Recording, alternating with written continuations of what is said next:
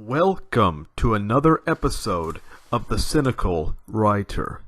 Am I a Christian author? Now, it really depends on what you mean by that. I'm an author who also happens to be a Christian. Now, what does that entail exactly? Now, I do think that every Christian writer has a duty to instill Christ-like messages within their writing.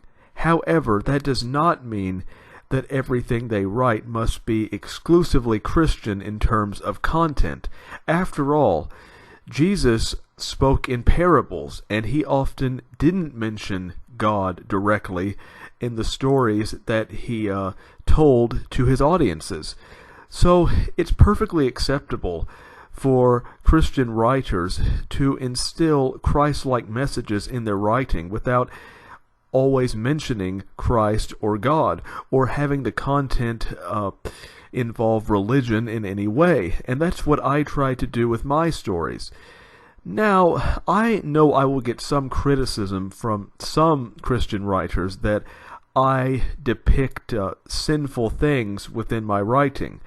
But there is a huge difference between displaying sin as it exists in the world for the sake of drama. There's a huge difference between that and trying to glorify sin, which often that is what modern TV shows, modern literature, modern movies, all of those things try to glorify sin, but that's not what I'm doing.